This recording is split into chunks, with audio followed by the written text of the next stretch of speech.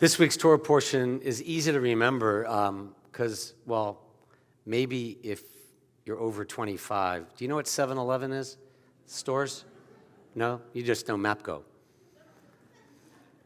Well, this week's Torah portion in Deuteronomy, Ekev, is Deuteronomy 7-11.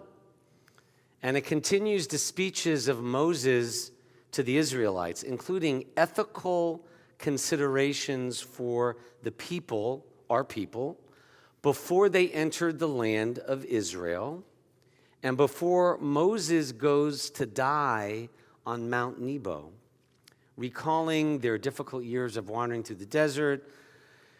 What's fascinating is that Moses chooses to focus not only on the past, but on the future. After all, he's a Jewish father or a Jewish mother. He worries. He worries what will happen when the Israelites will be comfortable, prosperous, secure in their land. Remember, Moses is going to die. He knows he's not going to go there.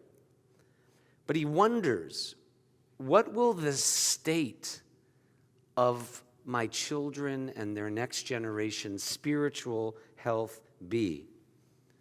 So unsure of what the future generations will do, Moses presents them with 4 guidelines. First, he says, remember the hardships of our people's past to teach you, lo al halechem levado yichyeh ha'adam. You all know what that means.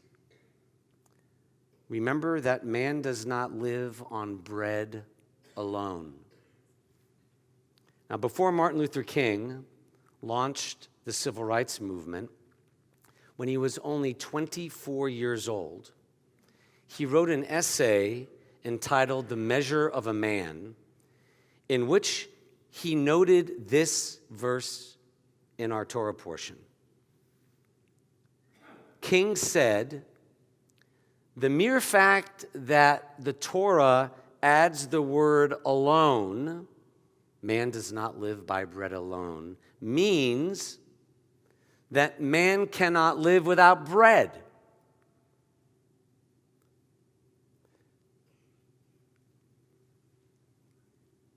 If you think about it, you just could have said in the Torah, man does not live on bread. Man does not live on bread alone means that a person cannot live without food. Judaism and all religion must never overlook this. And any religion that professes to be concerned about the souls of people, but is not concerned about their body, about feeding the hungry and helping the hurting people through no fault of their own, anyone who's just about souls, but not about the total person, is practicing what Martin Luther King called, and I quote, a do-nothing religion. It's no accident that the Metropolitan Interfaith Association, MIFA, was founded by churches and by Rabbi Wax of blessed memory and members of this congregation, because that is what it means to be a Jew. Moses' second spiritual offering to the people is this. While I will not get there with you, God is bringing you into a good land where you will lack nothing. It's a place with, figs, pomegranates, dates, grapes. You're not going to lack anything. So when you've eaten, this is his second guideline, be sure to give thanks. That's how we get the Birkat Hamazon after meals, if you ever go to a Jewish summer camp, after the motzi, after we eat. Number 3, this one is a big one. This is what got my attention to share tonight. Number 3, when you are full from eating your food, and when you have built your fine houses, literally says that, beware of your heart growing self-centered, snooty, and self-important. Number 4, Moses says, after you overcome your enemies and occupy the land, don't say to yourselves, God has enabled me to live this great life because of my virtues. It's all because of me that I have this. Over the centuries, Jewish commentators have wondered why all this anxiety over how the Israelites will deal with their future prosperity. They didn't have Jewish psychiatrists to know that Moses was a Jewish mother and Jewish father. He was just worried about the future. But why was Moses so deeply worried about the Israelites after they got into the land of Israel? Because the commentators said Moses feared that they would settle in the land, live a good life, and conclude that they owed nothing to others. Moses presumed that the people would forget about all that the Creator had done for them and reached a conclusion that they alone were responsible for the benefits they were reaping. So as I reread this week's Torah portion early this morning, the stock market, by the end of my writing, was tumbling. The rainforests in Brazil were burning, imperiling the future well-being of the planet. The rainforest, known as the planet's lungs, produces 20% of the world's oxygen. Moses' warning 1,200 years before zero is as relevant today as it was 3,200 years ago. His fears have come true. We have landed in arguably the greatest, most prosperous country the world has ever known.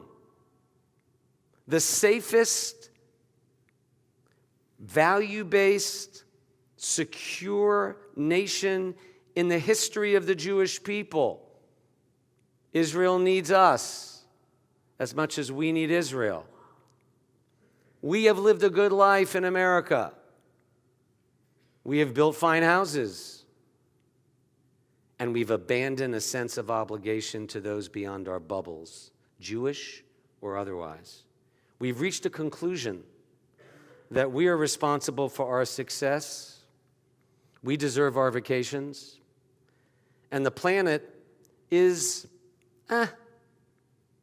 it's news, but it's the next generation's concern. It's not for those of us still living. We've got it good.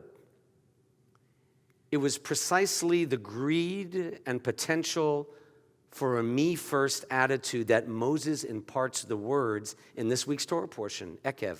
The big idea this week in the Torah is that there is a direct relationship between the behavior of the people in any land and their ability to sustain and their worthiness to inherit God's land. It's easy to become vain and self-important and think you've gotten there where you are all by yourself. Most of us really don't think how lucky we are to be alive as a Jew in the 21st century in America versus elsewhere. Like, have you ever imagined? I have. When I led a group of Nashville leaders through Spain, I thought to myself, what if I was born in Spain as a Jew in the late 1300s and killed? Or what if you were the family business that created the equivalent of Warner Brothers and MGM in all of Europe, the Pilzer family? I met the Pilzer family, descendants of them. They were the MGM of Vienna, Austria, until the Nazis appear out of nowhere and took everything and everyone away. As a modern rabbi, my teacher Jeff Salkin notes, and I quote, American culture celebrates self-made people, people who seemingly do it all by themselves. Judaism rejects that idea. The Jewish tradition does not see individuals being separate from their communities, which is why I let the leader of the Latino community of Memphis know. Right now in Memphis, if you go to Las Americas, where 900 kids, 5,000 people flocked there after the ICE raids in Mississippi, because 2 years ago, they raided the apartments where Latinos lived in Memphis. I let them know, as did business leaders, as did Muslims and other Christians, that if there is an attempted ICE raid here like they did in Mississippi, ripping children away from parents, we will form a ring around that house. They will have to go through us. We can build walls around our neighborhoods, but Judaism says we are fooling ourselves if we think that what affects one neighbor doesn't affect another, or my issue is all that matters. We are all interconnected, says Judaism, because the God who is behind and beyond all our achievements created us, B'Tselem Elohim, all equal. We are created equal, but we do not become equal until our good inclination to do for others overcomes our selfish inclination to only look after me. This week is the first appearance in the Torah of that and of the Jewish value of gratitude. Gratitude is a fundamental Jewish value, but my friends, thoughts and prayers are cheap. We learned from Moses this week, even in a new land with fine houses, when we forget that we were once the slaves, we were once literally the migrants, we were once literally the poor, we were once literally the vulnerable. This is Moses' charge to his kids. Our faith is calling us to remember and to do something about that this week in the Torah. Amen.